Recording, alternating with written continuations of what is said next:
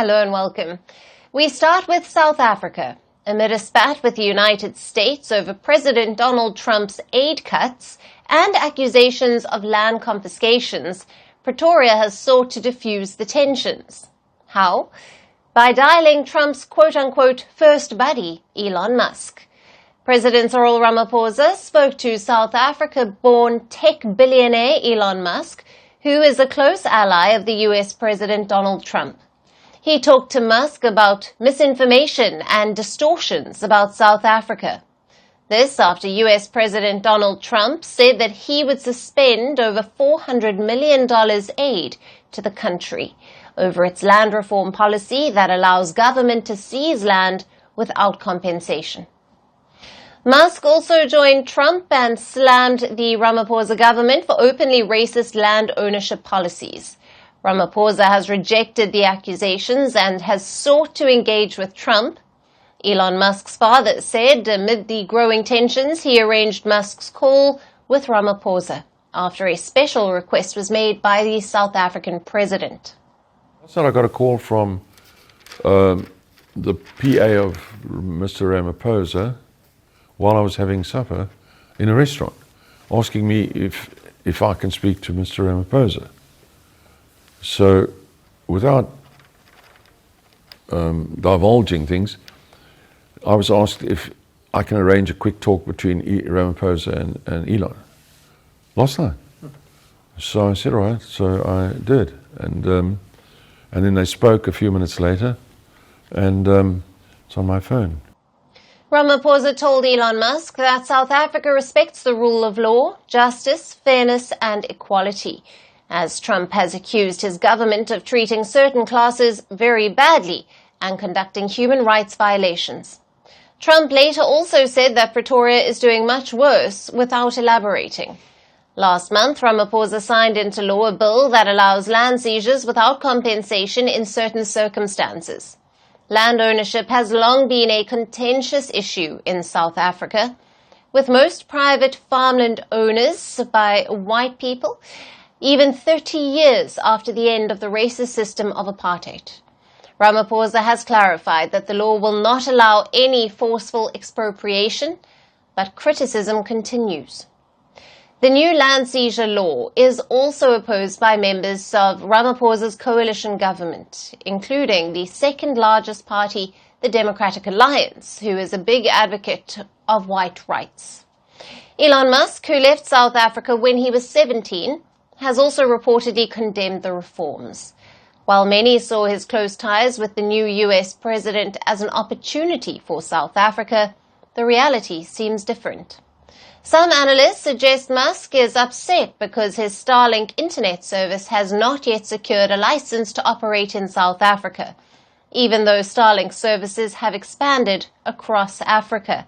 It has faced regulatory hurdles in the CEO's native country. Elon Musk is still eyeing to finalize a deal, but his political interventions might further complicate the situation.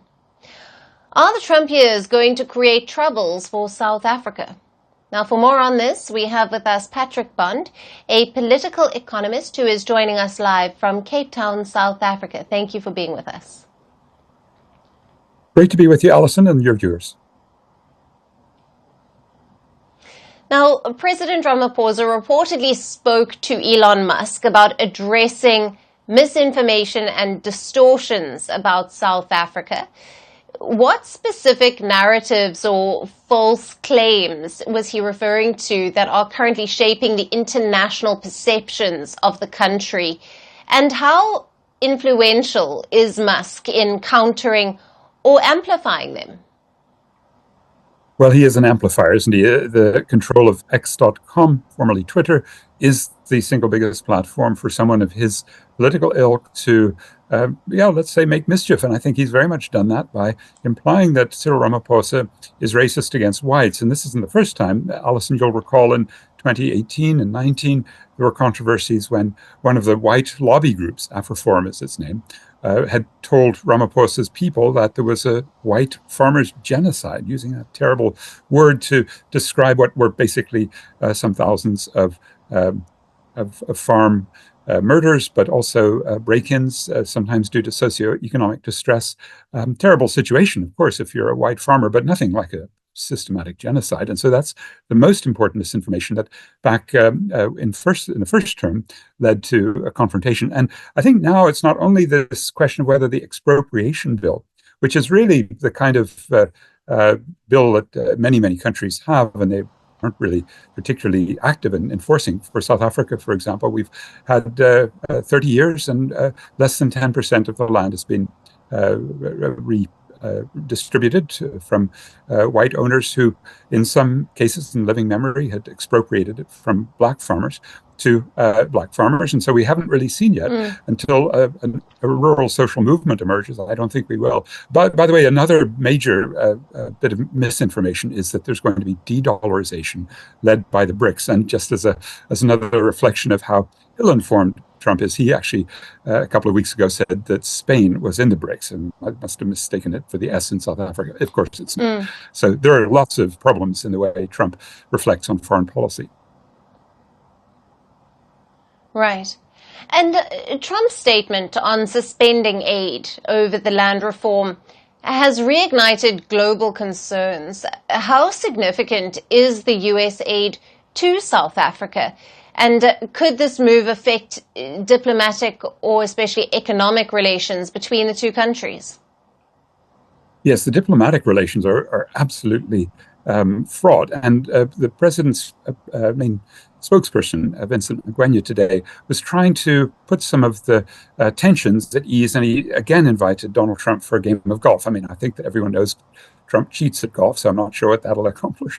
But the most crucial part of the US aid has been PEPFAR, the Presidential Executive Program for AIDS, and that's to get medicines. And those medicines were initially for US Big Pharma Corps branded, but then the activists said, no, we need to have proper generic medicines made in South Africa. And so they did that, and they were about 5.6 million people, the largest single AIDS program.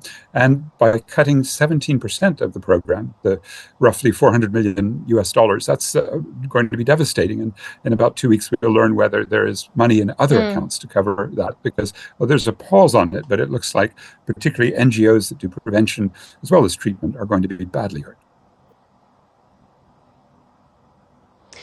Right, and Musk has been vocal about South Africa's challenges, but his statements have sometimes sparked controversy. Do you think that his conversation with Ramaphosa signals a potential shift in his stance, and could his influence help to reshape the global narratives around South Africa? You know, I'd be pessimistic. It's actually not only Trump and Musk that have a tight relationship, although you never know how long that will last.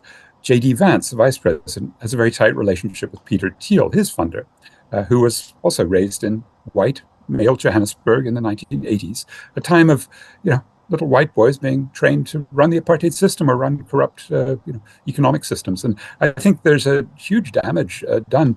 And the credibility that Musk has here is still very much in question, partly because he has been doing the amplification of Trump's accusations that Ramaphosa somehow got some nefarious agenda. Where Ramaphosa himself is a big landowner, and he's had no real inclination to redistribute very much aside from some rhetorical and maybe legal gestures, but they haven't really amounted to anything in practice. And I think the dilemma, as you said, Elon Musk wants pressure against Ramaphosa because he wants Starlink, and the major provision in South African law that there must be black empowerment, that is some ownership.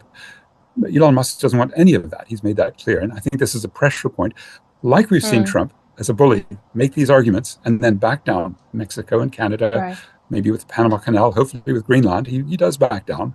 And I think the question is, should Cyril Ramaphosa really stand up and make clear this is a social justice matter, and the U.S. has no business intervening? Or will he just want to go play golf and make for diplomatic niceties and let Trump roll over him? I hope it's not that latter. Right. Patrick, it's always great to have you on the show. Thank you very much for your valued insights. Thank you.